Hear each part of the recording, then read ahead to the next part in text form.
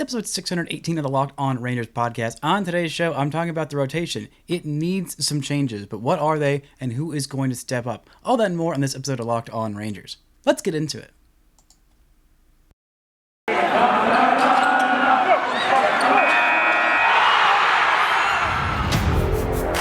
You are Locked On Rangers, your daily Texas Rangers podcast.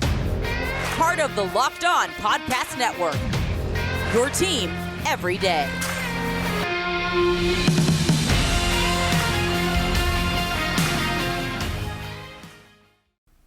You are Locked On the Texas Rangers. I'm Bryce Patrick, a cripplingly addicted Texas Rangers fan since 2010, founder and host for all 4 seasons of this Locked On Rangers podcast. It is Monday, June 20th. Your Rangers are 31-35, sitting back at third place in the American League West. They are 10 games behind the Astros and in the division and 5 behind Tampa Bay for that third wild card spot. Thank you all so much for making Locked On Rangers your first listen every single day. If you're not already, you can go ahead and follow me on Twitter, follow the show at Locked On Rangers, and the best way you can help the show grow is subscribe on YouTube. We are very close to 900 subscribers, so if y'all could help put us over the edge there and comment anything below, that would be super duper helpful. We're going to talk about this Rangers rotation, a weekend series that was wasted opportunity. First, today's episode is brought to you by BetOnline. BetOnline has you covered this season with more props, odds, and lines than ever before. BetOnline, it's where the game starts. Now, let's start with the good. Let's start with the one good game that happened since I last talked to y'all on Friday. It was a Friday night 7-0 shutout dominant victory for this Rangers team. Pretty much everything went right in this one. A great start by Jon Gray, who has been fantastic in the month of June. Much needed great performances from him so far in 4 June starts. He's got a 2.52 ERA in 25 innings, 31 strikeouts to just 9 walks, and a 1.04 whip. You love to see that. Also, Brett Martin came back off of the COVID IL, pitched a shutout inning. Love to see it. Glad to have him back. But this Rangers offense was absolutely clicking on all cylinders. Multiple hits in this game from Corey Seager and from Marcus Semien at the top of the lineup, as well as Jonah Heim, who had his 8th home run of the season. Rangers offense just absolutely dominated. Both Seager and Semien reached base 3 times with a pair of hits and a walk each. That was encouraging to see. Heim had multiple extra base hits, also had his 9th double of the season. Dos Garcia had his 11th double of the season. Lowe had his 9th double of the season, and Seager had his 8th. They did this against the best Detroit starter. Tariq Skubal has been pretty darn good this year, and the Rangers just absolutely mashed him. He only went 5 innings and allowed 5 runs. All those were earned and allowed the home run to the old catcher who should be on your I almost said Hall of Fame ballots. Not quite yet. Not quite. We'll settle for the All-Star ballots right now. Jonah Heim brought his OPS up to 768. He has been one of the better offensive performers for the Rangers this season, was hitting in the cleanup hole in this one, and I like seeing him have another big game. It's important. He also had a walk in this one. Just a great offensive game from him. And Garrett Richards came in the 9th inning to shut it all down with a perfect inning. Solid stuff from him. Great offense all around. Rangers were 4 for 13 with runners in scoring position, which isn't perfect, but it's still pretty good, and it's not their little 0 for streak they had a while ago on the base paths. Not a great day. Only Leody Taveras was the only one that was trying to steal, and he got picked off and caught stealing. He's been picked off twice trying to get his running game going at the big league level, which not great. You'd like to see him not get picked off twice in his first, 8, 9, 10 games, however many he's played at the big league level so far this year. Where do we go? Yeah, 7 games. 7 games so far, and he's been picked off twice. Not great, Leody, but, it's fine. It'll happen. He's still playing some great defense and contributing offensively. Had a multi-hit game in this one. You love to see it. Also had his first double of the season on the weekend, at least at the major league level. He's had a couple doubles at the minor league level. Otherwise, he probably would have been called up at this point if he hadn't been crushing it like he has been at AAA. But solid performance from the Rangers. 12 hits, 4 walks in this one, and only 8 strikeouts. This was a good top-to-bottom performance from the lineup. Everybody got a hit in this one except for Sam Huff. Well, Zach Rex didn't, and neither did Brad Miller. Both those guys only had 1 plate appearance because they were pinch hitting late in the game to get some guys off their feet, which, it's fine. Don't worry about that. Still, great overall team performance, great outing from Jon Gray, and the Rangers have really needed him.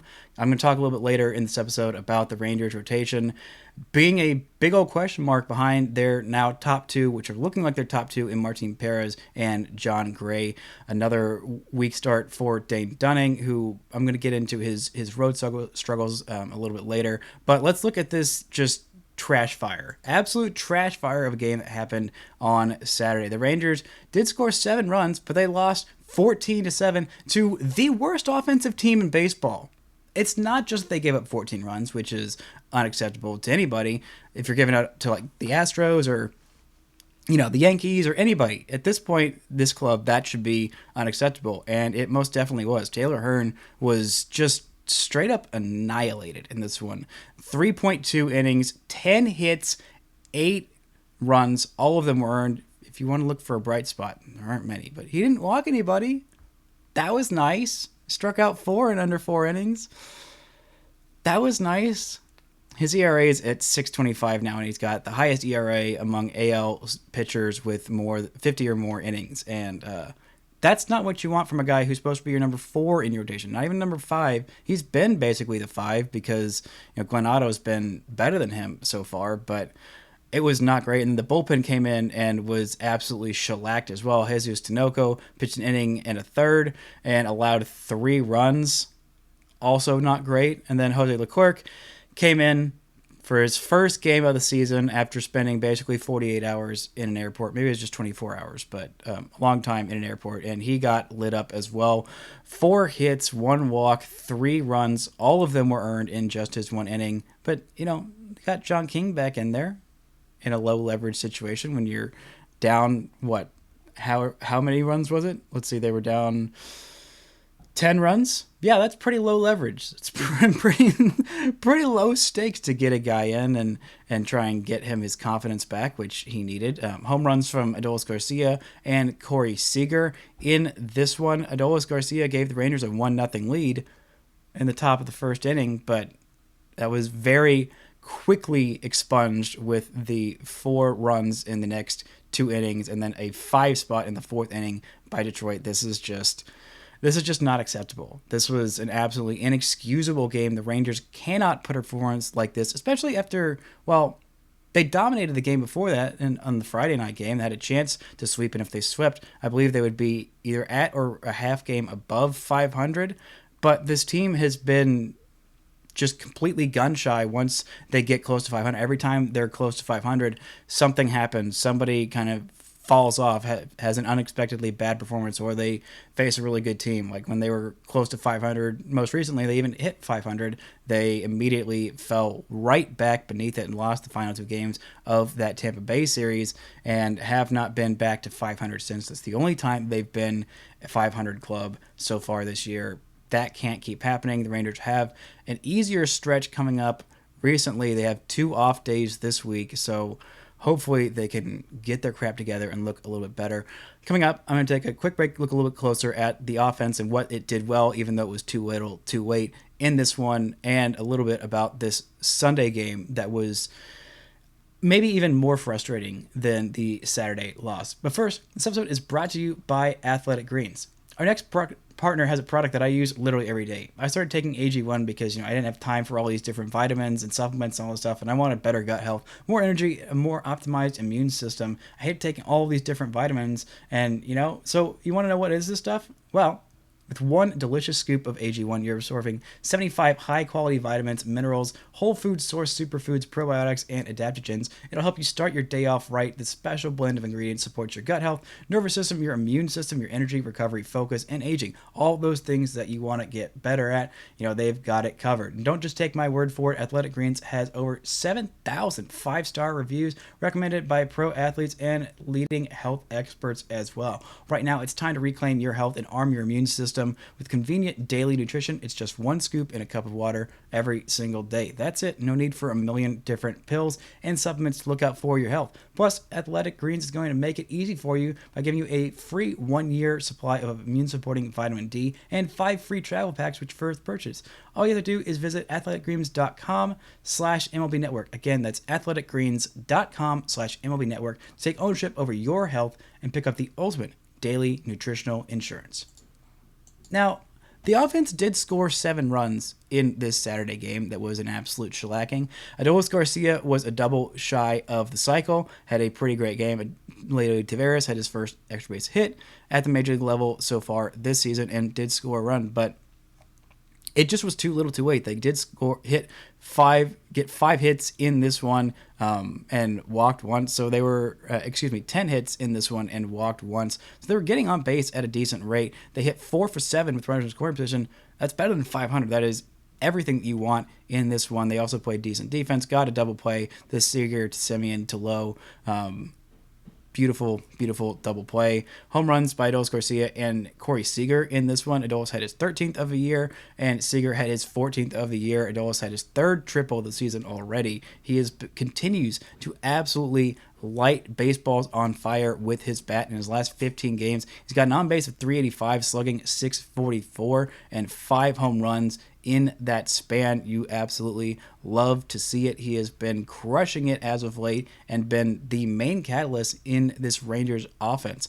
Now, somebody who I had literally just criticized, and I might start making a habit, I might just pick a random Ranger that's struggling and just start talking crap, because apparently that's how it works now. I did that to Marcus Semien, and then he went on to have just one of the hottest 2-week stretches that any Ranger has had on this team. I talked crap about Cole Calhoun, and immediately he had just an incredible month of May, which, he's about due for another one of those because he's been quite terrible as of late. But Corey Seager, in his last 7 games, has been lighting the baseball on fire. He had a pair of home runs in this series. He did not have one in the first 2 games of the series, but had one in each of the last 2 games of the series where the Rangers lost. In his last 7 games, he's got 3 dingers, 6 walks to just 3 strikeouts, hitting 348 on base of 483 and slugging 826.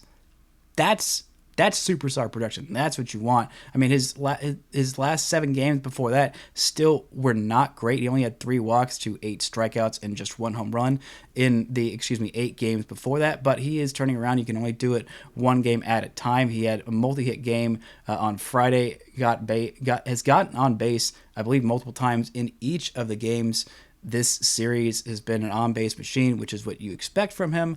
That is the thing that he is known for, and also mashing. I'm pretty darn sure he's going to break his career home run record for most in a season. That record for him is 26 home runs his rookie year back in 2016. He's only had one other year where he had 20 or more home runs, and right now he is at 15. He might get to 20 by the All-Star break, especially if he continues at this pace. I don't know if it's necessarily going to be enough for him to get on the All-Star ballot or make the All-Star team, but in 64 games, the overall numbers are looking a little bit better. His OPS is back up over 700, which was below it right when I talked trash. It has been brought up way, way high in the last few games. He's slugging 440. His on base is over 300. I would like to see that in like the 350, 360 range. I'm sure he'll get that back up there by the end of the season. His OPS right now is 745 on the season, 15 home runs and 8 doubles. Like to see that. Like to see him improving. Having just 2 of those top 3 hitters in your lineup be red hot. That is usually how you get an offensive tear going. Then you have some guys at the bottom or the middle of the lineup start contributing. That's when things start to really get hot. And if they got all 3 of Seager, Semien, and Adolis all red hot, then look out, teams, because that is going to be a very, very dangerous lineup, which hopefully they can start doing that this series against the Phillies, because the Rangers need to get themselves back to 500. This has not been great, but let's talk about this Sunday game real quick before we move on to what's wrong with this rotation. On Sunday, it was just incredibly frustrating. An incredibly frustrating loss by the Rangers and a really bad start by Dane Dunning. The Rangers did take a 1-0 lead in this one.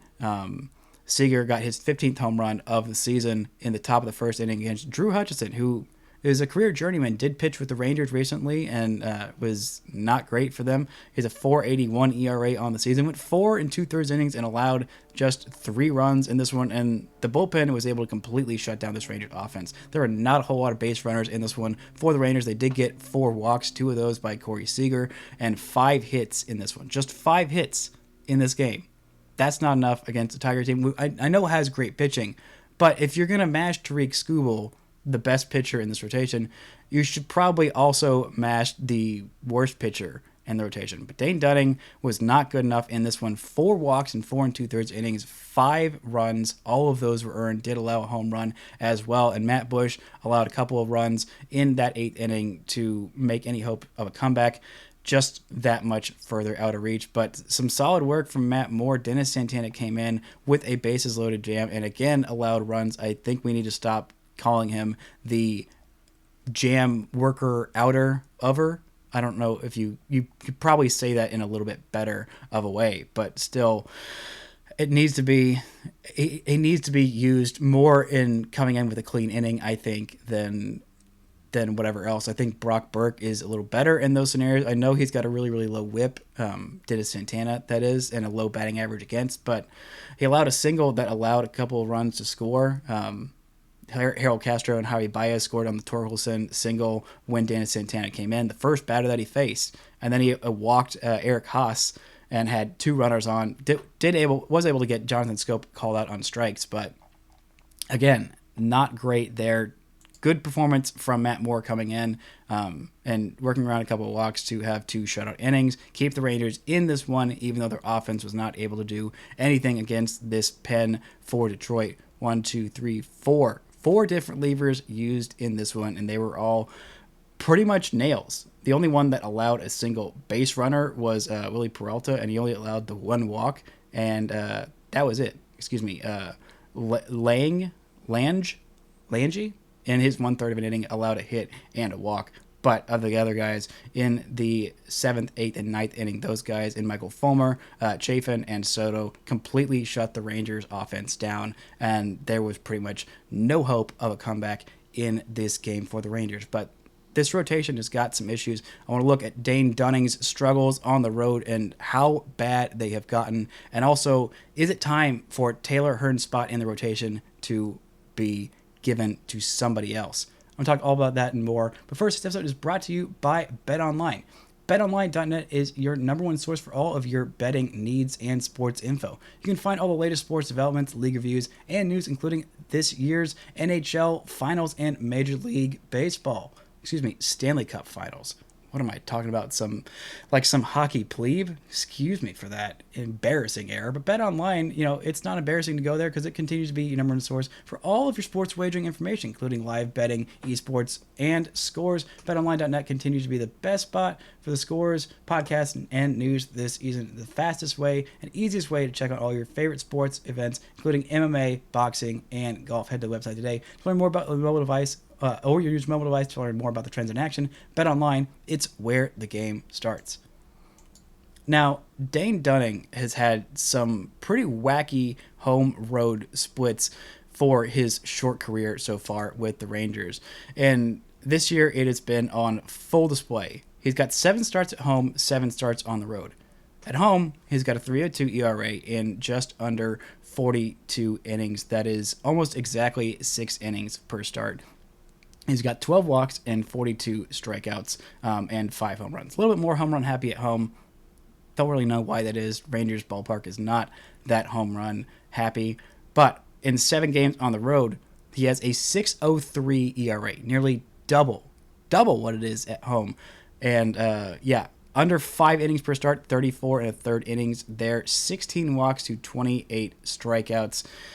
Not great for him on the road. He has not won I know pitcher record doesn't matter, but he does not have a single road winning decision in his last 20 starts on the road. He doesn't have that many career starts in general, but he has got 19 road starts with the Rangers, does not have a career winning decision. That is a Rangers franchise record. He has been completely lit up on the road. Maybe you just move your rotation around to just have Dane Dunning pitch at home. I don't really know what the answer is here, but he was just as bad last year on the road as he has been this year. But at least this year he's been really good at home. He wasn't that much better at home last year, but he was just really bad on the road and continues to be really bad on the road. But Taylor Hearn, what he said, he's not sure he can commit to Taylor Hearn being in this rotation through his next spot, which is a huge bummer. I still am a huge Taylor Hearn believer who's got all the talent in the world to be a major league caliber starter towards the back end of the rotation, but he has just not had the consistency. I thought he had turned a corner last year once they put him into that rotation, and he pretty much thrived there towards the end of the season. In August and in September, he had some really good starts, including a really nice shutdown of the Astros. But this year, there haven't really been those nice starts. It's mostly been some rocky outings. I mean, he's had a couple of pretty decent starts, but for the most part, it has just been a really, really rough way for the Royce City kid, and that absolutely breaks my heart. Love this kid, and I think he is capable of really good things. Did have a 5 innings of shutout work against Kansas City. Against Atlanta, he went 5 innings and only allowed 2 runs. That was a really good start. Went 5 2/3 innings against Cleveland and allowed only the 3 runs in that start on June 7th. But for the most part, he's been pretty much lit up. And this last start against Detroit, that is the most inexcusable. And outside of the start where he only went a third of an inning and had a 108, 100 plus ERA and got hurt for the season in his first major league start, this last one might have been even worse than that, because it might have sealed his spot as a long reliever, a multi-inning guy, a high leverage guy, which, he was great in that role. He was great in that role for the Rangers last year before they moved in the rotation. That's why they did it. But in terms of guys who are going to fill that spot in the rotation, the Rangers really need Glenn Otto back. And I never thought that would be something that I would be saying, but Glenn Otto has been huge for the Rangers in that 5 spot in the rotation. He's out currently on the COVID IL, but he's got a 4.24 ERA in 8 starts and 40 innings. That's a little over 5 innings per start, and an ERA under 4.5 from your 5th starter in rotation. That's the second best ERA in this rotation. That's better than Dane Dunning. It's better than Jon Gray at the moment. Granted, in terms of Jon Gray on the season, it's .03 runs better, or ERA better, but still, that's still better. And the Rangers miss him. Having a solid 5 in your rotation, a solid 4 and 5 that you can count on to get you 5 innings pretty much every time, and sometimes will give you a nice gem of a start. That's what you want from your 4 and 5 in your rotation, and they're really, really missing Glenn Otto. I don't have any update as to when he's going to come back. I would think it would be sometime soon. I mean, Mitch Garver is coming back off the COVID IL probably sometime this week. He just had a rehab start in Frisco as the DH there, which there might be some offensive changes. I'll talk probably a little bit more later in the week about what those are going to look like, maybe even on tomorrow's episode. But in terms of who is going to replace him in the starting rotation, that's where it starts to get tricky, because that's where they really, really need Glenn Otto. They got 2 off days this week, so they can kind of afford to just skip his spot in the rotation and really only have the 4 guys. The Rangers are completely winless in what I believe 5 or so bullpen days so far this year. They have just not been good enough to get that win in the bullpen games, and you can't go with every 5th day being a bullpen day. That depletes your bullpen, and it's just not sustainable at all. But when you look at guys in AAA, I thought Spencer Howard might be the guy to take one of these spots in the long-term rotation. I think Dane Dunning's done the best job of that, of those 3 younger guys in Hearn, Dunning, and Spencer Howard. But lately, Spencer Howard has been much better in AA. There is a real concern. He was only throwing basically 1 or 2 pitches in his starts and his outings at the big league level towards the end of his time at the big leagues this year, and he got absolutely shellacked in person against the Braves the last time that we saw him at the big league level. But lately, he has been in a much better way. He's got 4 starts in June, and he's gone at least 5 innings in all of those. That has been very, very encouraging to see. And, maybe the thought is maybe he can come back up. But he's got 20 innings under his belt in June. He's got a 3.15 ERA in that span.